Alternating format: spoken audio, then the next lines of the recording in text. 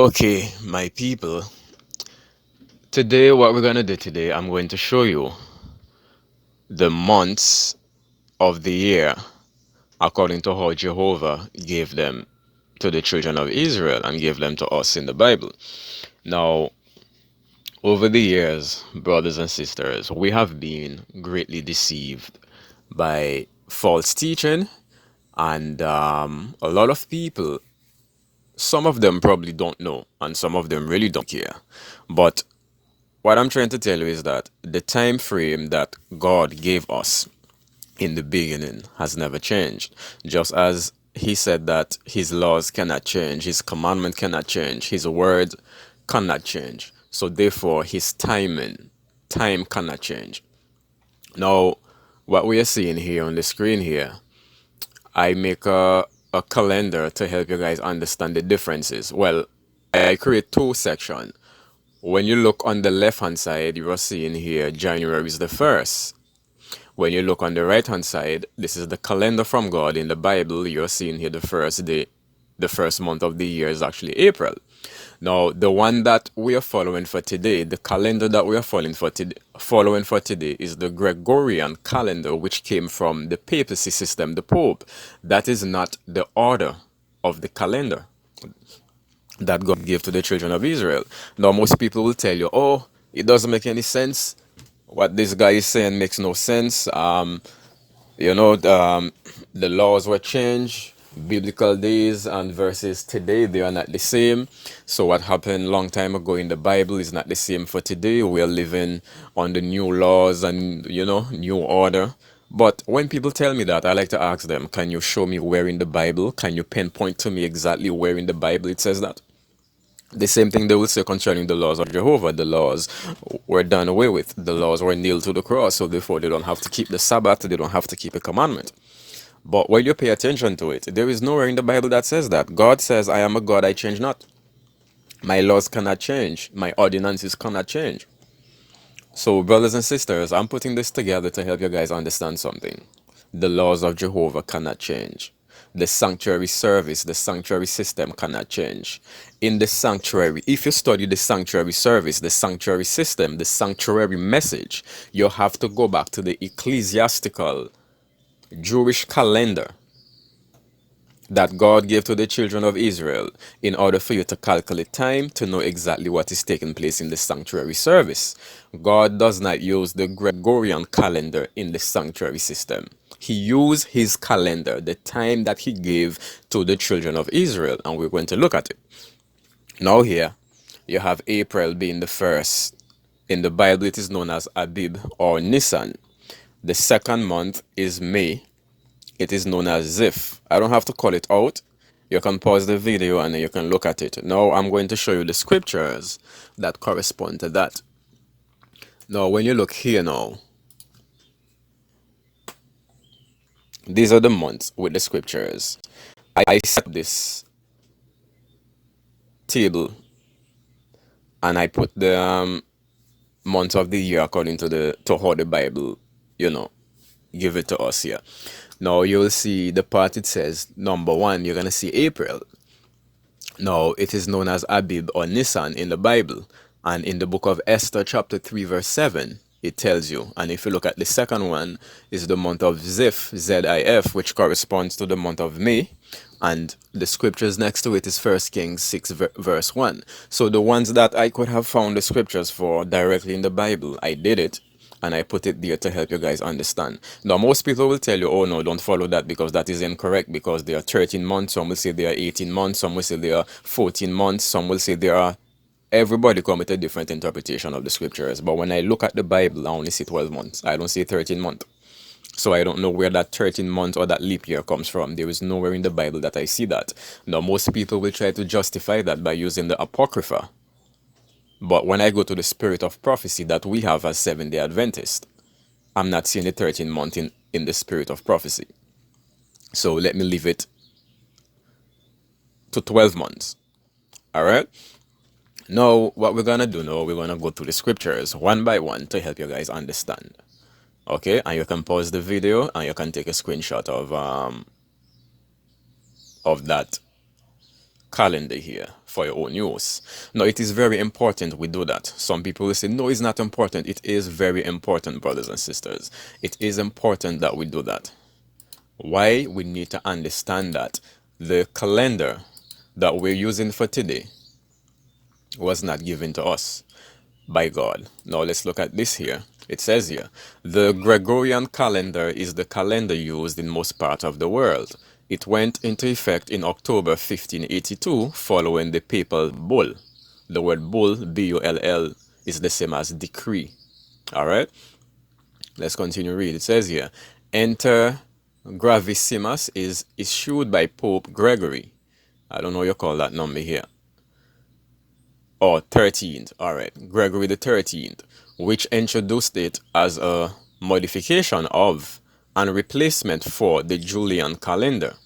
The principal change was to space leap years differently so as to make the average calendar year 365.2425 days long. Okay. More closely approximating the 365.2422 day tropical or solar year that is determined by the Earth's revolution around the sun. A papal bull is a type of public decree, letters patent, or chapter issued by a pope of the Catholic Church. It is named after the leaden seal, bulla, traditionally appended to authenticate it. This change was prophesied in Daniel 7 verse 25. Exactly. Now, let us go to Daniel 7 verse 25. It says here, and he here is referring to the papacy system, the Roman Catholic. Okay? And he shall speak great words against the Most High, and shall wear out the saints of the Most High, and think to change times and laws, and they shall be given into his hand until a time and times and the dividing of times. Now, we're not going to go into much details about times and dividing of time. This is a prophetic timing that we will look at in some other time. Now, this is the Gregorian calendar, and I hope you guys can be able to read it because the writings are so tiny and so small here. All right, so it's basically the same as what I've showed you earlier, the same as this. So the point is, what we are using for today, it is not the correct calendar we're using for today. Why? Because it was prophesied in Daniel 7 verse 25 that a system will come and change times and laws. You hear what it says? Times and laws. So we are dealing with two sectors here. Times and laws. How did time and laws change? They changed the laws of Jehovah in his commandment, the 10 commandments. They changed the ordinances and they removed certain things out of it. The Roman Catholic Church, they are responsible for that. Go and do the research. Times. How did they change time? Do you guys know time? How do you tell time? Time is told according to sunset and sunrise. Oh, okay. When does a new day begins? A new day begins at sunset, but they will tell you at 12 a.m. But the truth is, a new day does not begin at 12 a.m. It begins immediately when the sun sets. So when you look at the Sabbath begins at Friday sunset. Every day begins at sunset. When the sun sets, a new day begins and a new day ends. And you can read Genesis. The evening and the morning were the first day. The evening and the morning the second day. The evening and the morning the third day. And you can find the repetition of the evening and morning. That has never been changed. But the papacy system changed times by telling you that a new day begins at 12 a.m. And we all follow the time frame of the papacy system. The same system in Revelation chapter 13 verse 17 that will enforce a national Sunday law, which will be the mark of the beast when it comes, is the same system that changed times and laws and persecuted the saints of God back then during the Dark Ages, which kept the commandment of God, including the 7-day Sabbath. This is what we are not being taught in church. They're telling you bring all your tithes and offering to the house of God, and the laws were nailed to the cross, and this done away with, and that done away with. This is what they do in church, brothers and sisters. What they need to teach the people, they're not teaching the people. Now, let us go and prove the first month of the year. Okay, let us go and prove the months of the year according to the Bible. Okay? I have the scriptures already set to help you guys understand. Follow along with me. All right, now we are in Exodus chapter 12, verses 1 to 2.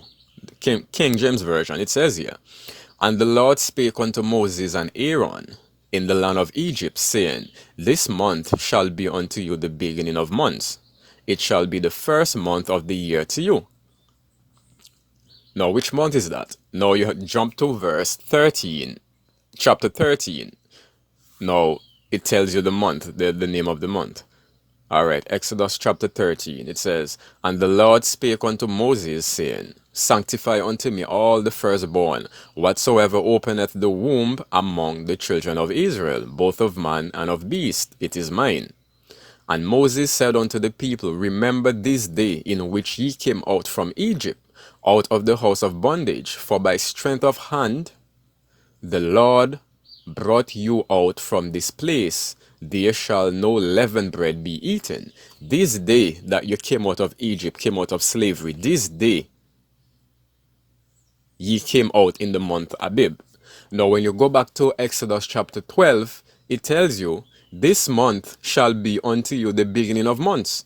So the beginning of months that God gave to Moses to give to the children of Israel is known as the month of Abib, which is the first month of the year. That is the beginning of months. And that is the month when they came out from bondage, from slavery. So in another word, it is known as Independence Day, Emancipation Day. They came out, they were freed from slavery in the month Abib. All right? Now, as I've said to you before, the month Abib, which is the first month of the year, is known as the month April. Look at right there. So April, brothers and sisters, is the first month.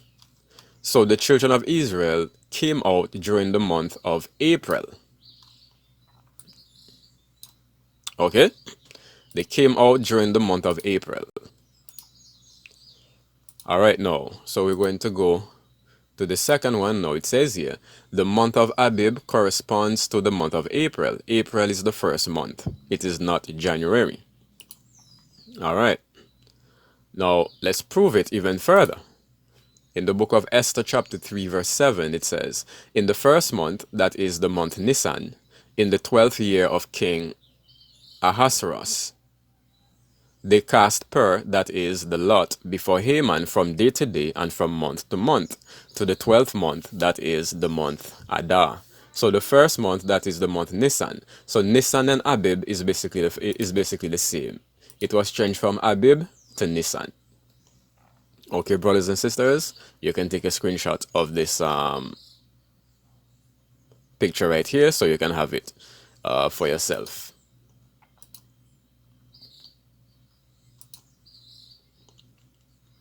Okay, here, this one says here, Abib or Nisan is the same thing. The name was changed in the book of Esther. Both are the same and correspond to the month of April, the beginning of all months. All right.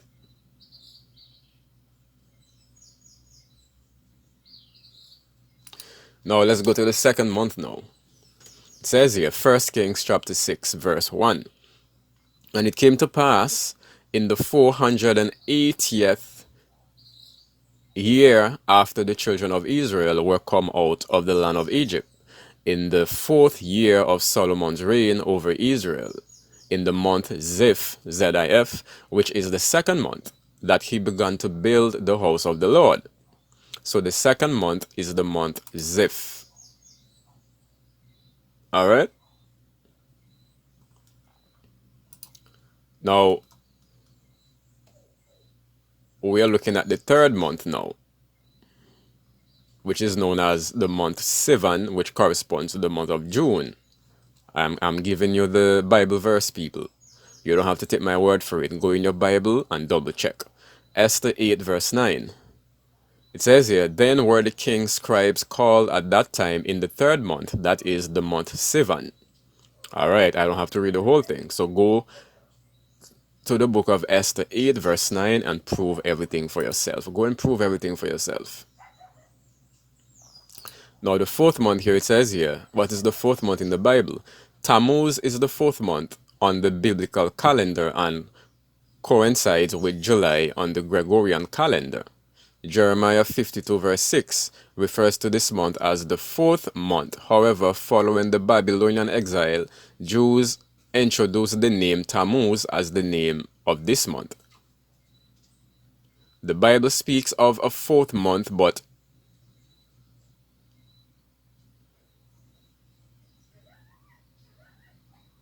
it didn't give the name directly. Go on Google and do your own research. Alright, I've done that already.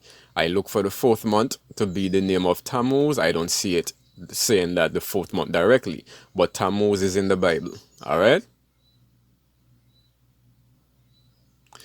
Go and do the research yourself.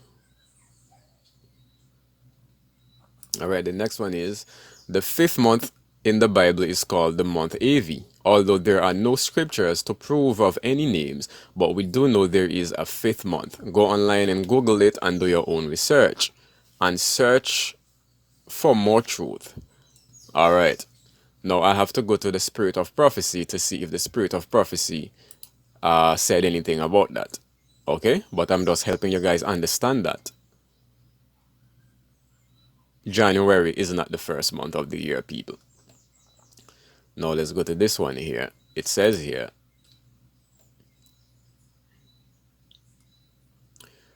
Nehemiah 6 verse 15. So the wall was finished in the 25th day of the month Elul, in 50 and 2 days. The month Elul corresponds to the month September in our calendar today. Alright? So let's go back to the calendar and see the month of Elul. Alright, so this is the scripture for it. Nehemiah 6 verse 15. So Elul is the month of September, which is the 6th month, according to the Bible. Alright, so Nehemiah 6 verse 15. This is where you're going to find it. Get right here.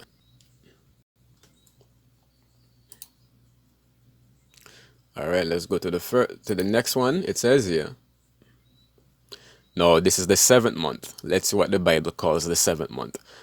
1 Kings 8 verse 2. And all the men themselves unto King Solomon at the feast in the month Ethanim, which is the 7th month.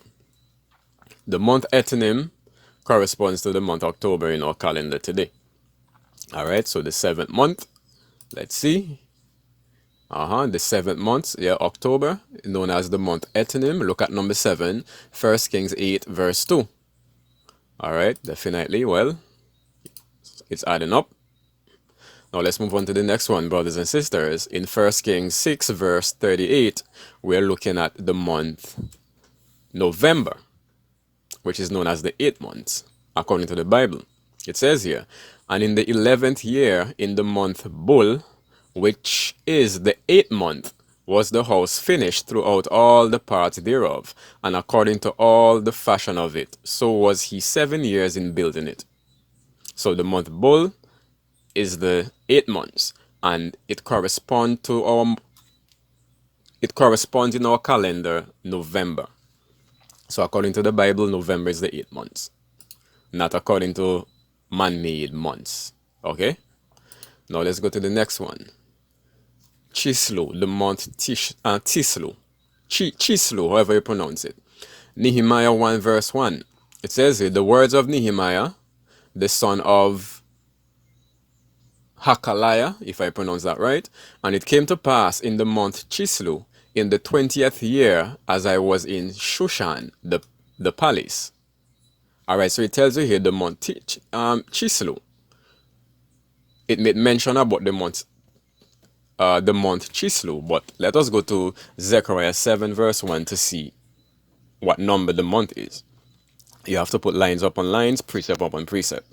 Now, Zechariah 7 verse 1, it says here, and it came to pass in the 4th year of King Darius that the word of the Lord came unto Zechariah in the 4th day of the 9th month, even in Chislu. Oh, so Chislu is the 9th month. So there is a month named Chislu in Nehemiah 1 verse 1, but in Zechariah 7 verse 1, it tells you that it is the 9th month. So Chislu corresponds to December. All right? Am I making sense? So the 9 months in the Jewish calendar is the month Chislu. And in our calendar, the 9th month is the month December. It's going to be hard for a lot of people to accept it because of the deception. You have to go back to the Jewish calendar, go back to the ecclesiastical calendar. God does not use the Gregorian calendar in the sanctuary service. He's not going to use something that he never gave you. That is what the church don't understand. Now let's go to Esther 2 verse 16 to look at the month Tibet, which is the 10th month. All right? Esther chapter 2 verse 16, it says, So Esther was taken unto King Ahasuerus, however you pronounce it, into his house royal in the 10th month, which is the month Tibet, if I pronounce it right, in the 7th year of his reign. So Tibet is the month of January.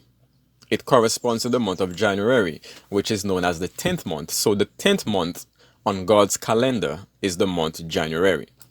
Let's look at it here in the calendar here. So when you look at number 10, is the month January. Yeah? Look at number 10.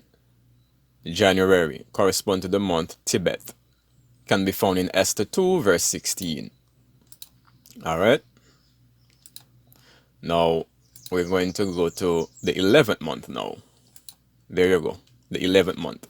Now, go to the book of Zechariah chapter 1 verse 7. It says here, Upon the 24th day of the 11th month, which is the month Sebat, in the 2nd year of Darius, came the word of the Lord unto Zechariah, the son of Berechiah, the son of Iddo the prophet, saying, Alright. Now, the 11th month is the month Tibet. Now, Sebat. And that month corresponds to the month of February. Okay? Now let's go to the 12th month now. It says here, go to the book of Esther chapter 3 verse 13. And you will find the 12th month. It says here, And the letters were sent by post into all the king's provinces, to destroy, to kill, and to cause to perish all Jews, both young and old, little children and women, in one day, even upon the 13th day of the 12th month, which is the month Adar. 12th month, which is the month Adar, and to take the spoil of them for a prey. So Adar is the last month in the Bible, and it corresponds to the month March. It corresponds to the month of March. Let's look at it here again. So look at number 12. 12 months. I don't have a calendar that says 13 months because I'm not seeing anything about 13 months in the Bible. And I've told a lot of people to prove it to me, and they can't prove it. They will beat around the bush and beat around the bush, but I am not seeing it clearly. It says that 13 month in the Bible. So I'm only sticking to what I can find, to what is revealed to me, unless someone can prove to me that there are more than 12 months. And don't take me around the bush. Show me from the Bible or the spirit of prophecy. Now, if you look at number 12 here, is the month March, and number 1 is the month April. So March is the end of the year, April is the beginning of the year, according to the calendar in the Bible. I'm only going by what I see in the Bible, because in the book of Esther chapter 3 verse 13, it tells you the 12th month. It gives you the name of the 12th month. It tells you the month of Adar. And I've been looking for a month that says the 13th month or month after the 12th month. I'm not seeing it. Now, most people would say that, oh, you have to go into the Apocrypha. I've went into the Apocrypha and I tried to look at it. I can't see it clearly. But they will twist things up and say that it is there. Maybe I don't understand it, but I am not seeing it. So if someone is watching this video and have more knowledge, please get back to me and show me the 13th month. Once you can show it to me and prove it, then I will accept it. Okay? Now, the thing is, the other question is, how did they know when the month began? How did they know when the month began? Now, let us go here now, because that's the thing now. How did they know when the month began? Now, according to the Bible speaks of new moons. New moons basically means the new month, the beginning of month. Moons in the Bible mean month. In that sense, when you're telling time, you refer to it as new moon. New moon, new month. But how did they know when the month begins? Jehovah had to give them a sign. Let us read this here. Most people forget about this here. In Genesis 1, verse 14, it says, "And God said, Let there be light in the firmament of the heaven to divide the day from the night, and let them be for signs and for seasons and for days and years."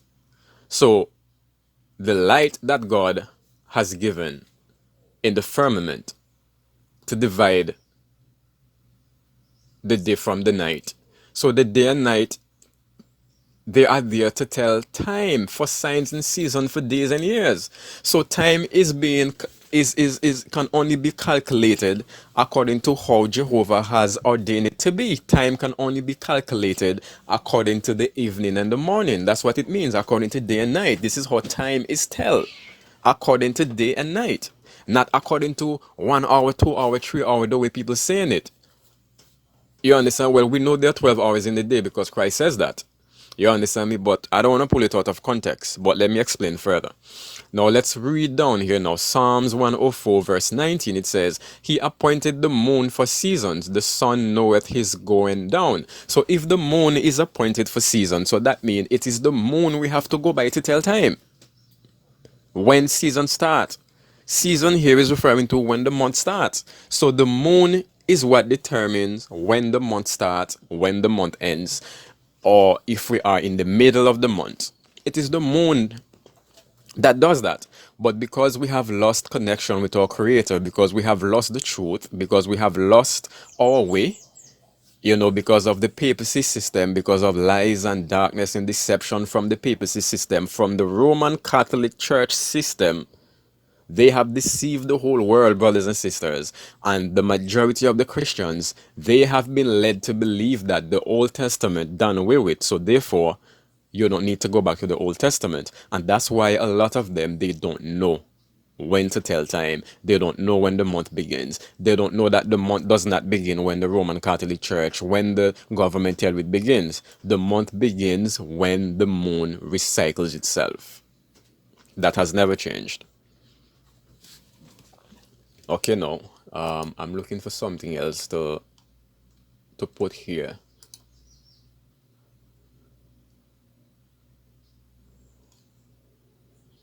Now, okay, let's go to here now.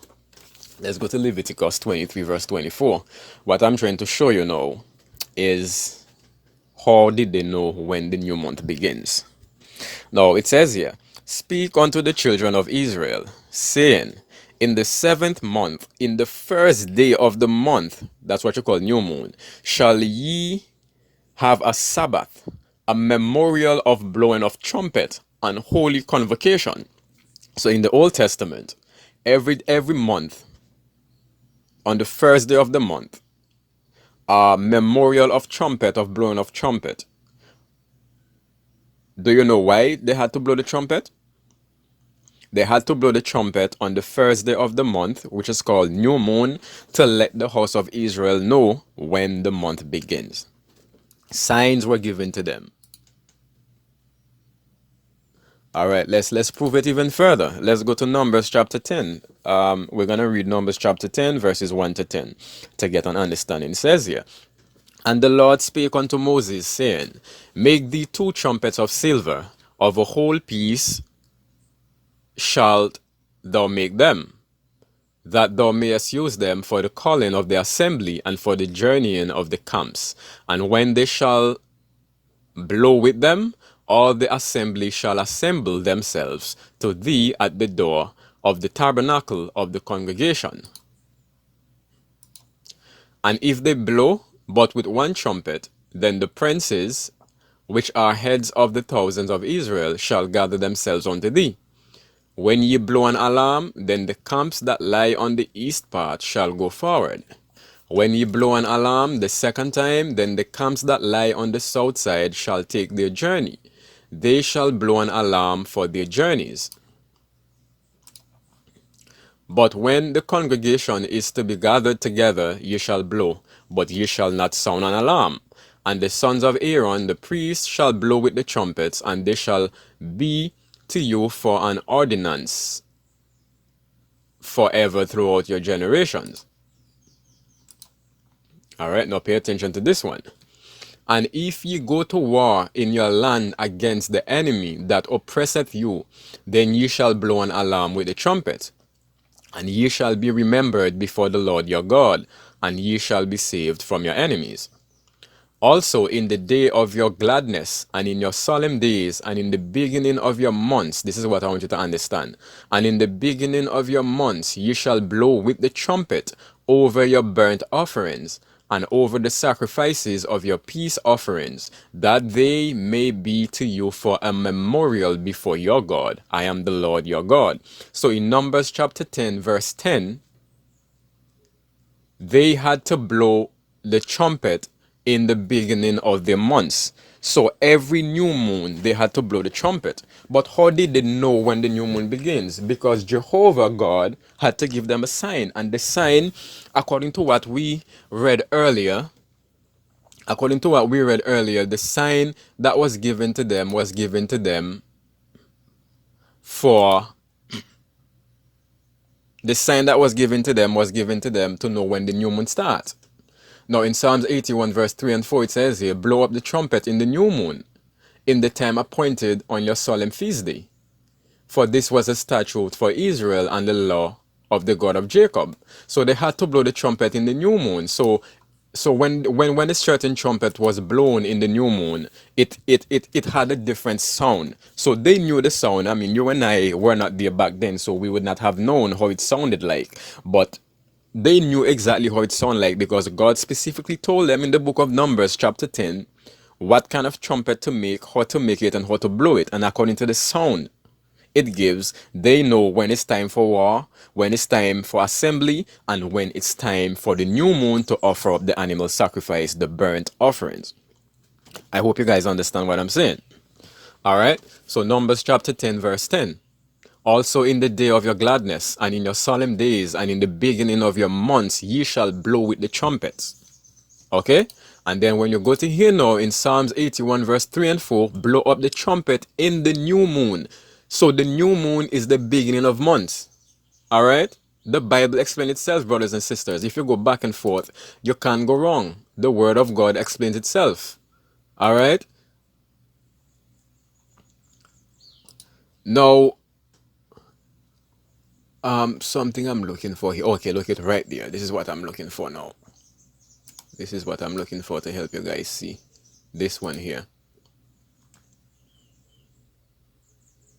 Now, Psalms 104 verse 19. He appointed the moon for seasons. The sun knoweth his going down. So the moon is for season. And blow up the trumpet in the new moon. So the moon tell time. The moon tell months and years. And in Numbers chapter 10 verse 10 here, all the way below, the beginning of your months, alright, ye shall blow with the trumpet. People, this ordinance has never been nailed to the cross. Majority of the nominal churches, they will tell you that, oh, the laws of the old covenant were nailed to the cross. We're not under the old covenant anymore. We are under grace, love, and mercy. So therefore, we don't have to keep the laws. We don't have to study the Old Testament. Woo! I'm a New Testament Christian now, people. We're under grace, love, and mercy. And this is exactly what they have been doing. Deceiving people. And that's the reason why we don't even know the time that we are living in, brothers and sisters. The new month, the first month of the year start in April. January is not the first month of the year, brothers and sisters. It was nice putting this clip together. I will keep you guys updated on Bible studies to help enlighten you, brothers and sisters. Go back to the laws of Jehovah. The Old Testament has not been nailed to the cross, brothers and sisters. What was done away with in the Old Testament was only one thing. One thing. The animal sacrifice, the blood sacrifice. Christ came and fulfilled the law of animal sacrifice. He put an end and nailed to the cross of the blood sacrifice, not the commandments. The commandments are still there. Tithing is still there. All these things are still there, brothers and sisters. The sanctuary system is still there. Go back and study the sanctuary service. Have a good day, guys.